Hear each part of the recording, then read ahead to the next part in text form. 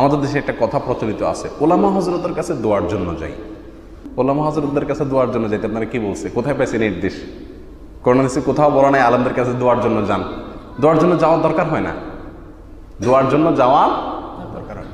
আপনি যদি চান আপনার জন্য সব আলেমরা দোয়া করুক, তো একটা পলিসি আছে।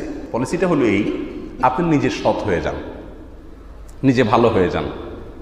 আপনি যদি নিজে ভালো হয়ে যান তাহলে অটোমেটিক সবার দোয়া আপনার জন্য আসবে। কিভাবে অটোমেটিক দোয়া আসবে?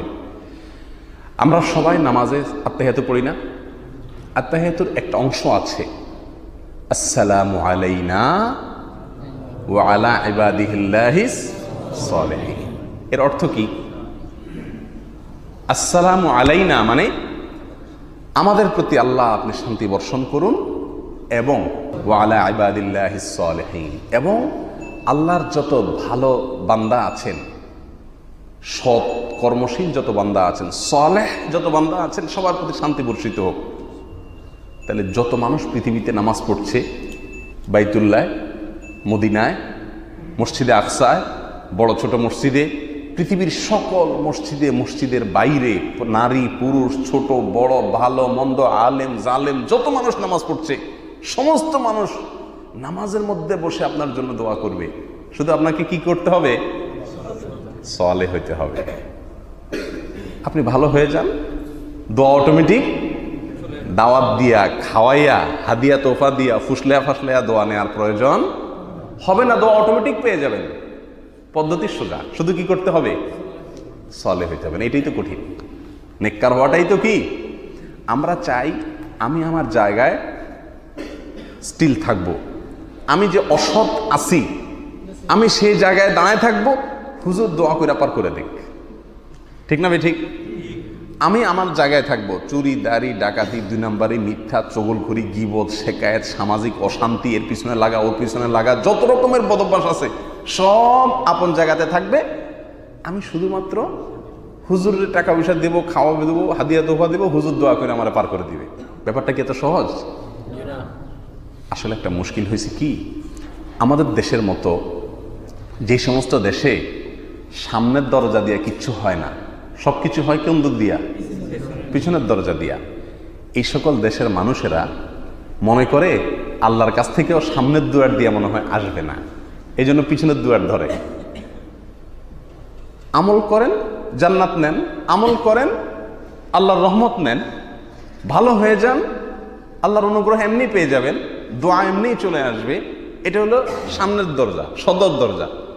আমরা মনে করি না, আমলটা আমল করে আল্লাহরে পাওয়া এত সহজ কাজ, তার চাইতে কোনো একজনকে ধরি, হুজুর পীর, উনাকে ধরলে উনি ইশারায় আল্লাহর সাথে আমারে পার করে দিবে পিছনের দুয়ার দিয়া। এ হলো আমাদের ধারণা। দুনিয়াতে এটা চলে, আল্লাহর কাছে এগুলা চলে না। আল্লাহ তাআলা বান্দার কর্ম দেখে তার উপরে ফয়সালা করেন।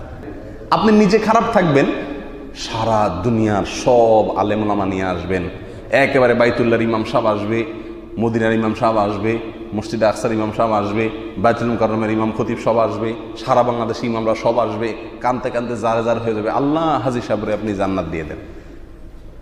সারা জীবন আপনি কুকাম করবেন, আর ইমাম সাহেবদের কথা আল্লাহ আপনারা জান্নাত দিয়ে দিবে? ভুল, এটা কখনো হবে না। প্রিয় বন্ধুগণ, তাহলে আমরা যদি চাই সব ইমামদের অটো দোয়া, এটাকে বলে কি? অটো দোয়া। সব ইমামদের, সব নামাজিদের, সব ভালো মানুষদের অটো দোয়া পাইতে চাই, তাহলে আমাকে কি হইতে হবে? সালেহ, নেককার হইতে হবে। কাজে কর্মে, কথা বার্তায়, চিন্তা চেতনায়, সব কিছুতে আমাকে সৎ হতে হবে, ভালো মানুষ হতে হবে। আপনি ভালো মানুষ হয়ে যান, আল্লাহর কসম, সমস্ত পৃথিবীর সমস্ত মানুষের দোয়া আপনার জন্য অটোমেটিক চলে আসবে। অতএব বলছিলাম যে ওলামা একরামের কাছে দোয়ার জন্য যাব, এই কথা ভুল। কিসের জন্য যাব?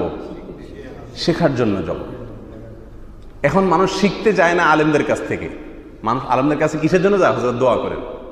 আমি বহু বছর ইমামতি করছি, জীবনে কোনোদিন শুনি নাই কেউ এসে বলছে যে হুজুর চলেন বাসায়, কি হয়েছে আমাদের পারিবারিক একটা বিষয়, একটু সেটাই সমাধান দরকার, চলেন। এটা শুনি নাই। তবে প্রতিদিনই মানুষ বলে চলেন একটু দাওয়াত খাই। ওলামারা যে কত বড় জায়গা, সেখান থেকে যে আমার নেওয়ার কত কিছু আছে সেটা আমরা বুঝি না। প্রিয় ভাইরা আমার, কোত্থেকে কি নিতে হবে, কার কাছ থেকে কি পাওয়ার আছে সেটা বুঝতে ভুলের কারণেই আজকে আমাদের এই অবস্থা। আপনি যদি দোয়া নিতে চান আপনার বাবা মার কাছে যান, দোয়ার জায়গা। কারণ এ ব্যাপারে হাদিসে প্রুফ আছে। রাসূল করিম সাল্লাল্লাহু আলাইহি ওয়াসাল্লাম স্পষ্টভাবে বলেছেন বাবার দোয়া সন্তানের জন্য এটা মিস হয় না। আপনি হুজুরে যে হাদিয়া তোফা দিচ্ছেন, খাওয়াচ্ছেন, ফুসলাচ্ছেন, ওই জায়গায় টাকা নষ্ট না করে বাবার হাত পা টিপেন, মায়ের কাছে যান, সেখান থেকে আপনি তাদের মুখ দিয়া তাদের অন্তর দিয়া দোয়া বাইর করান, ওইটা আপনার জন্য কাজে লেগে যাবে ইনশাআল্লাহ। আল্লাহ তাআলা আমাদেরকে বোঝার তৌফিক দান করুন।